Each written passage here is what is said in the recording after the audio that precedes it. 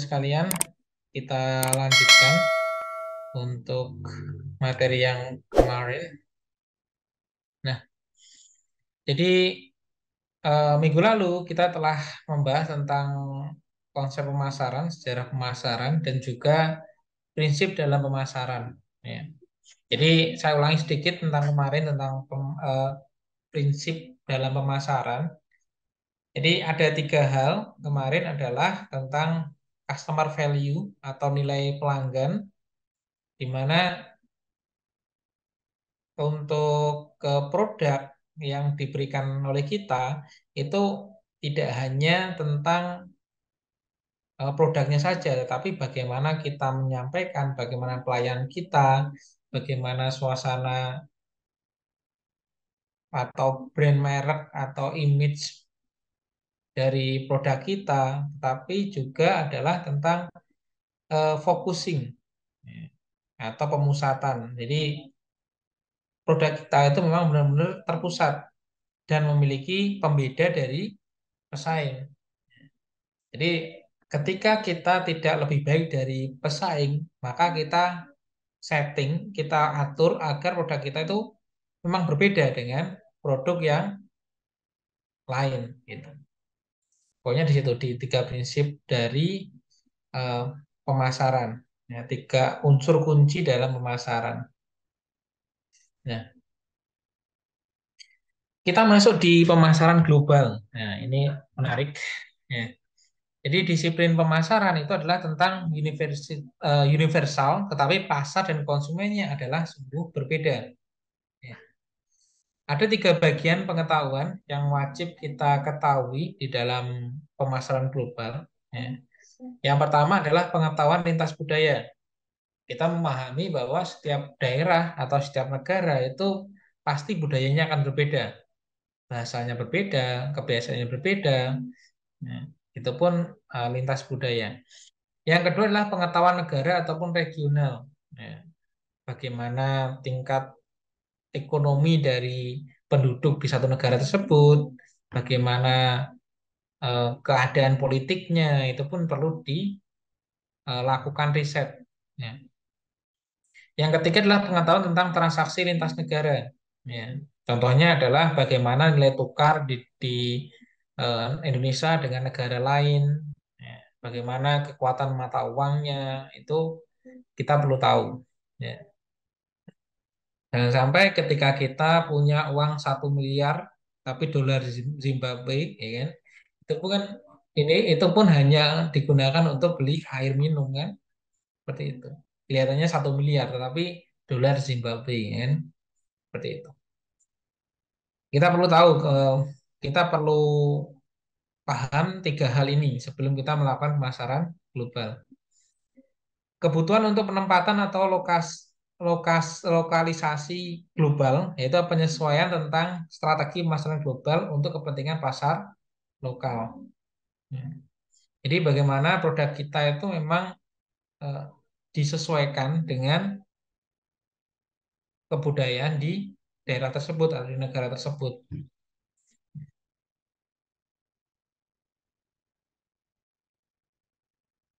Ya. Contoh dari pemasaran global yaitu adalah contohnya adalah desain ataupun produk. Ya. Jadi tampilan, ya. Terus apa namanya kebiasaan itu akan terlihat di produk-produk ini, ya. Di produk Canon, fotokopier, McDonald's, Toyota, Ford, ya. Itu pun menyesuaikan dengan atribut-atribut di satu satu budaya, satu daerah. Ya, produknya yang beraneka ragam, yang bervariatif. Ada juga yang melakukan pemasaran global itu menggunakan nama merek. Ya. Jadi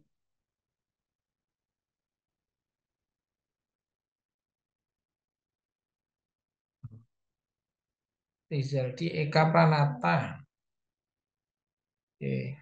Daripada lupa, saya copy dulu sebentar. Bentar ya. Hmm, hmm, hmm.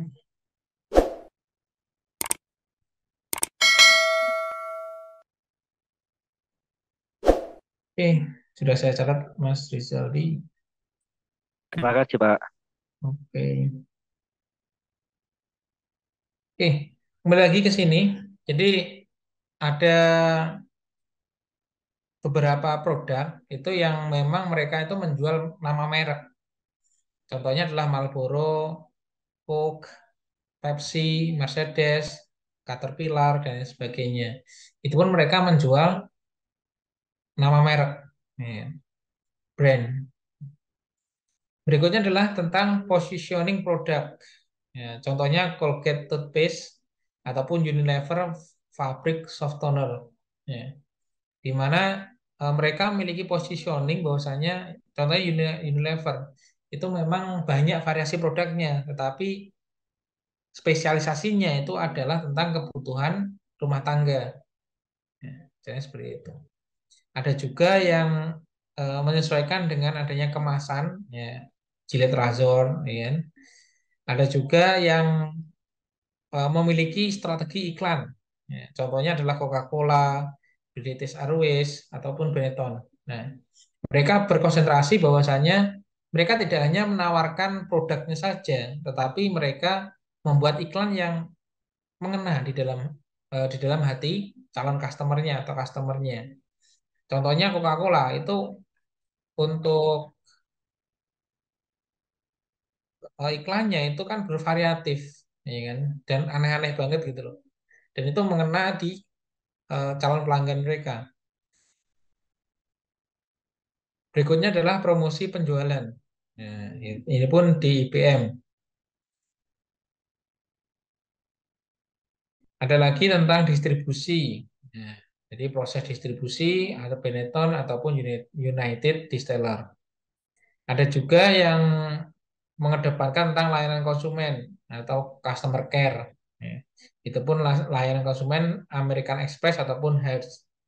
Ya. Mereka 24 jam menerima telepon ketika ada customer yang komplain itu langsung ditangani.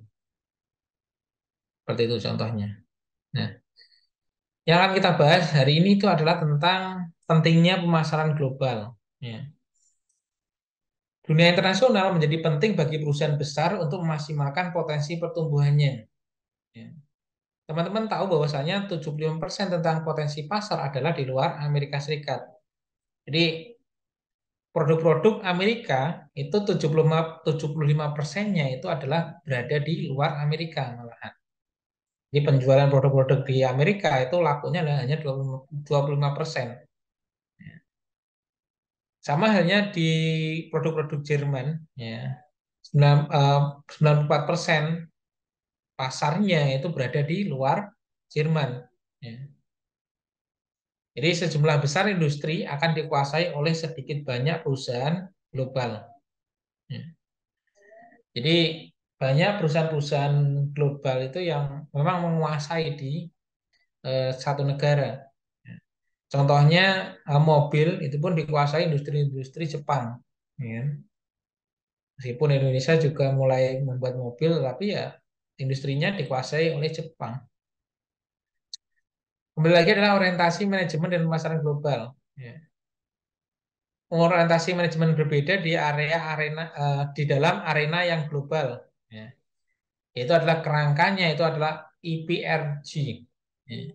Ada etnosentrik, polisentrik, regionsentrik, geosentrik. Nah, apa perbedaan antara etnosentrik dan polisentrik? Ini yang paling berbeda kan bentuknya, ya bentuknya memang sama-sama segitiga tapi ujungnya itu berbeda, yang satu dari atas ke bawah, yang satunya dari eh, bawah ke atas. Nah, hampir mirip dengan region sentrik ataupun geosentrik ini, eh, cangkupannya hampir sama tetapi bentuknya sedikit berbeda. Kita bahas satu-satu ya. Farah Alivia, eh Farah Alivia, Farah Alivia transfer atau ini lama, Farah. Bentar. Transfer itu, Pak. Transfer juga. Bukan sekalian transfer ya.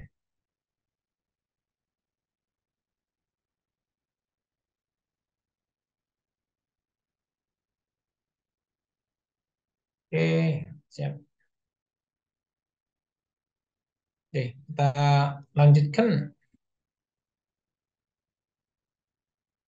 Ya, kita lanjutkan, teman-teman. Orientasi manajemen dalam dan pemasaran global. Ya. Ada 4 hal, ya kan? Pendekatan etnosentrik, yaitu adalah karakteristik perusahaan lokal dan internasional. Peluang di luar pasar lokal yang berkembang di berbagai unsur bauran pemasaran. Ya. Kalau polisentrik itu karakteristik perusahaan multinasional, ya. Bauran pemasarannya diadopsi manajer-manajer di suatu negara. Ya. Jadi perbedaannya adalah etnosentrik itu lebih ke mengirim manajer-manajer dari negaranya untuk melakukan eh, pengembangan di satu negara. Tapi kalau polisentrik itu mereka mengambil manajer-manajer di negara tersebut untuk diberikan SOP akan menjalankan perusahaan tersebut. Ya. Terus yang ketiga, ya, dan keempat adalah orientasi regiosentrik atau geosentrik. Ya. Ciri-ciri dari perusahaan global dan transnasional. Ya. Peluang pemasarannya dikejar oleh kedua-duanya. Strategi yaitu adalah adaptasi dan peluasan di pasar global. Ya. Kalau Innosentrik itu kan satu produk itu dijual di banyak negara. Tetapi kalau polisentrik, satu produk itu disesuaikan dulu baru dijual di berbagai negara. Ya. Kalau orientasi regionsentrik dan geosentrik itu kedua-duanya digabungkan, disesuaikan. Kita perdalam lagi ya tentang etnosentris ini. Nah, untuk etnosentris itu adalah suatu asumsi atau keyakinan bahwa negeri asal sendirilah yang unggul. Ya. Dalam perusahaan etnosentris, operasi di luar negeri dianggap kurang penting dibandingkan domestik dan terutama dilakukan untuk melempar kelebihan produksi domestik. Etnosentrisme muncul dari dominasi satu budaya atas budaya yang lain. Nah, contohnya Jepang, ya kan? Jepang memang merekrut orang-orang di Indonesia. Contohnya ya Jepang yang membuka perusahaan di Indonesia. Memang mereka merekrut orang-orang lokal, orang-orang Indonesia, tetapi untuk bagian-bagian yang bukan manajerial. Ya, untuk yang manajerial itu tetap dipegang oleh orang-orang Jepang. Ya. Sampai suatu ketika itu ada teman yang jajaran dewan direksi, ya, mau diangkat jadi direksi itu kurang satu step karena kemampuannya yang bagus. Tapi gagal karena apa? Karena dia orang Jawa, ya, orang Indonesia. Ya, akhirnya ya tidak bisa masuk karena memang perusahaan-perusahaan Jepang itu lebih ke berkeyakinan bahwasanya budaya mereka itu yang terbaik. Itu adalah etnosentris.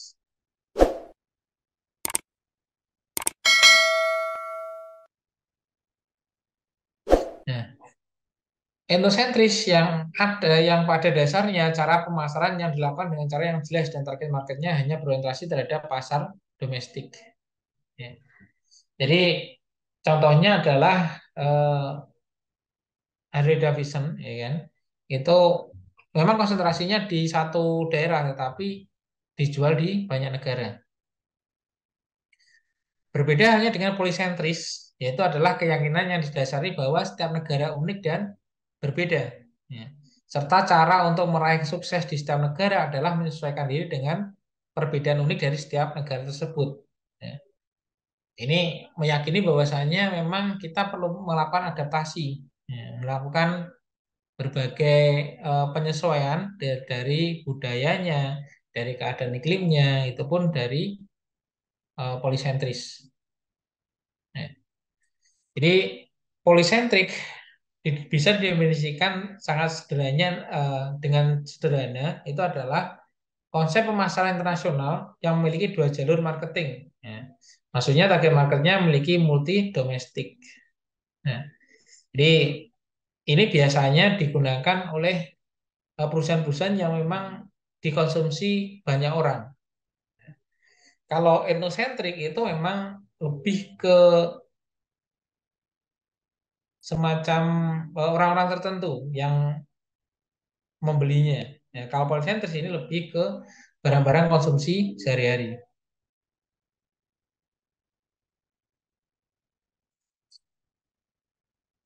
Nah, berikutnya adalah orientasi regiosentris. Ya.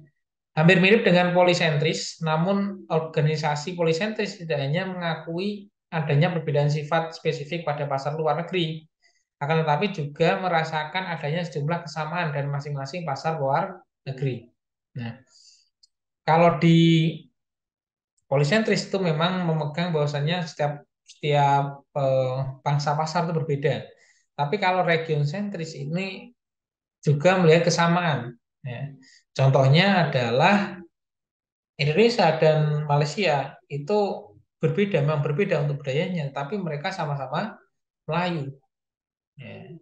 Sama-sama Melayu dan ada sedikit kemiripan. Jadi di region sentris ini lebih ke mengkelompokkan di dalam satu rumpun. Itu menyesuaikan tapi di dalam satu rumpun. Nah, region centric ini adalah tips atau strategi untuk melakukan untuk pelaku pemasar untuk mencapai pengenalan produk secara luas atau sering disebut juga dengan regional market. Nah, contoh sederhananya itu adalah dapat kita ketahui dengan mudah yakni adanya pasar Amerika, pasar ASEAN, pasar Eropa, atau pasar Australia dan lain sebagainya. Itu pun bisa dikelompokkan seperti itu.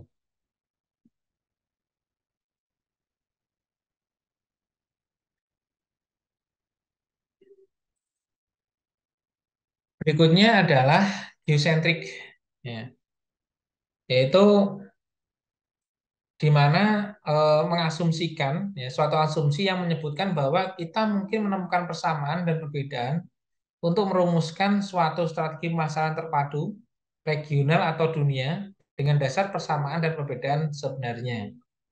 Nah, jadi kalau geocentric ini adalah yang terakhir dari seluruh fungsinya. Dan geosentrik ini pula yang memiliki fungsi yang bisa dibilang luas sekali, seperti jangkauannya ke seluruh pasar global yang sudah menyatu menjadi satu cara pemasaran. Nah, perbedaannya apa di antara empat hal ini? Nah, dari bentuk ini kita bisa menyimpulkan bahwasanya etnosentrik itu dari satu negara disebar ke banyak negara. Nah, kalau polisentrik itu menyesuaikan dulu baru dilempar ke satu negara. Nah, kalau regiosentrik ini ada mengambil keduanya. Jadi persamaan dan perbedaan itu dijadikan satu rumpun. Ya. Kalau geosentrik ini lebih fleksibel sekali, ya, karena kesamaan perbedaan itu disesuaikan agar banyak pangsa pasar itu lebih terjangkau.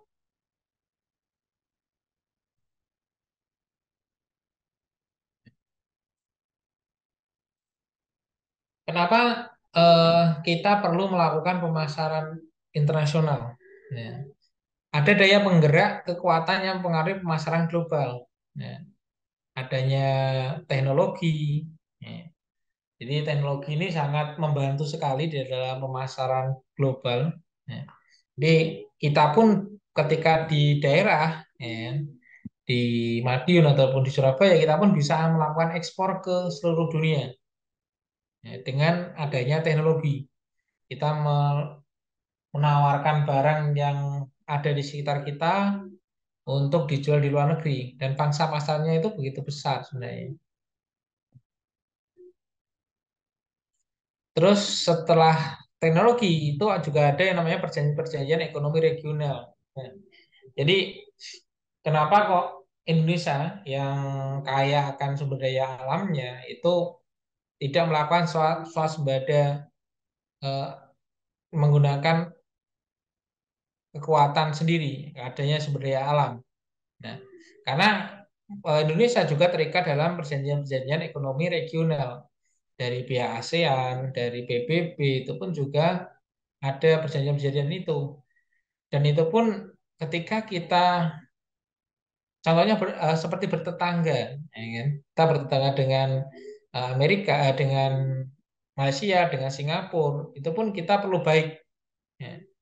Perjanjian-perjanjiannya seperti apa? Contohnya adalah ketika kita membutuhkan teknologi modern, ya, mobil atau motor, kita impor dari Jepang. Ya, tetapi karena Jepang tidak ada sumber daya, maka kita sumber daya alam, maka kita ekspor ya, ke Jepang batu bara dan lain sebagainya di situ.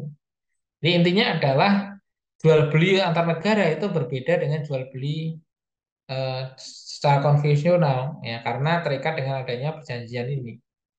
Dan harga minyak dunia kenapa kok semuanya bisa naik, bisa turun itu ya karena adanya perjanjian ini gitu.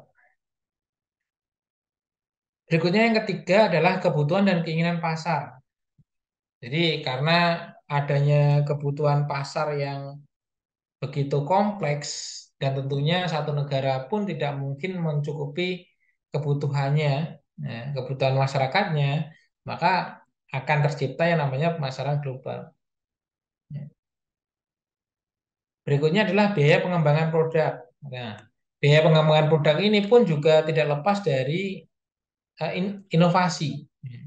Yang namanya usaha itu perlu adanya inovasi terus-menerus dan itu memerlukan biaya. Nah, dan karena biayanya itu besar, ya, maka kita pun juga harus meningkatkan kapasitas penjualan dari produk kita. Nah, salah satunya dengan cara memasarkan di negara lain. Berikutnya adalah kualitas. Nah, jadi kualitas yang cenderung berbeda-beda di satu negara dengan negara yang lain itu pun juga eh, bisa dikembangkan. Nah, contoh simpelnya adalah mie instan Indomie. Ya, Indomie di Jawa dengan di Sumatera itu pun bumbunya akan berbeda. Ini penyesuaian kualitas itu sangat penting di dalam pemasaran global. Berikutnya adalah kecenderungan ekonomi dunia. Nah, ini pun juga mempengaruhi sedikit banyaknya terhadap pemasaran global karena yang namanya ekonomi dunia itu akan lebih maju, akan lebih baik ketika adanya perputaran yang lebih cepat. Ya, adanya perputaran lebih cepat. Makanya kenapa kok di tahun 2020, 2021 pemerintah itu menggelontorkan dana bantuan sosial. Ya. Agar apa? Agar daya beli dari orang-orang Indonesia itu tetap ya, cenderung naik. Ya, seperti itu. Agar bisa mengendalikan keadaan ekonomi Indonesia. Ya. Berikutnya adalah pengaruh atau kekuatan. Nah, ini pun juga bisa terlihat ya, bagaimana dominasi dari Amerika dengan dolarnya, ya. Itu pun juga sangat berpengaruh. Berikutnya adalah global atau badan hukum yang melakukan transaksi. Ini pun juga ada di satu negara dengan negara lain itu kebijakannya berbeda-beda di dalam proses ekspor ataupun impornya.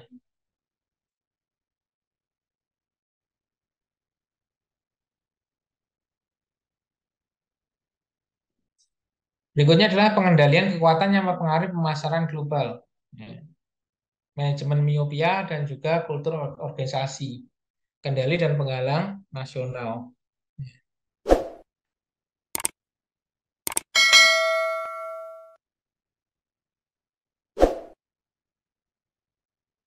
Jadi teman-teman, poinnya adalah pemasaran global itu adalah proses dalam memusatkan sumber daya pada peluang pemasaran global, yaitu adalah bagaimana perusahaan itu memberikan eh, keunggulan dari produknya ataupun mereknya untuk melakukan atau untuk mengambil peluang pasar internasional. Tujuannya adalah untuk menciptakan nilai pelanggan dan keunggulan persaingan dengan melayani secara fokus. Nah, jadi intinya adalah ketika kita ingin melakukan pemasaran, itu kita melakukan dengan customer oriented. Kita fokus ke satu segmen market, lalu kita ciptakan nilai tambahnya, ya. Kita buat pembeda dengan pesaing kita, maka produk itu akan bisa dijual dengan baik atau dengan laris. Berikutnya ada 4 klasifikasi dalam tujuan manajemen, yaitu adalah etnosentris, polisentris, regionsentris, dan juga geosentris. Yang terakhir adalah arti penting pemasaran global adalah keadaan yang dibentuk oleh berbagai penggerak dan kekuatan pengendalian. Ya. Jadi ketika bicara tentang pemasaran global, itu adalah berbicara tentang bagaimana keadaan ekonomi dunia. Ya. Maka kenapa kok banyak perusahaan-perusahaan itu yang tutup karena COVID kemarin itu karena yaitu terpengaruh dengan adanya isu global. Ya, maka cenderung ada yang tutup, ada yang harga-harga menjadi lebih tinggi dan lain sebagainya. Nah, itu adalah pemasaran global. Jadi itu teman-teman, mungkin dari sini ada yang ditanyakan tentang pemasaran global ini.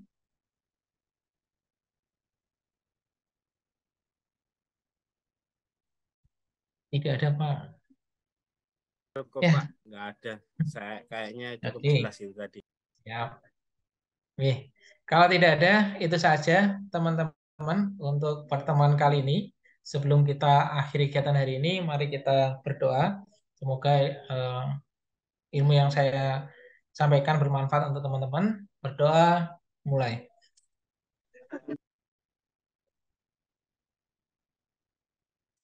Berdoa, selesai. Terima kasih teman-teman. Terima Saya akhiri kasih, Pak. sekian. Selamat beristirahat. Selamat malam. Assalamualaikum warahmatullahi wabarakatuh. Waalaikumsalam warahmatullahi wabarakatuh. Salam warahmatullahi wabarakatuh. Terima kasih.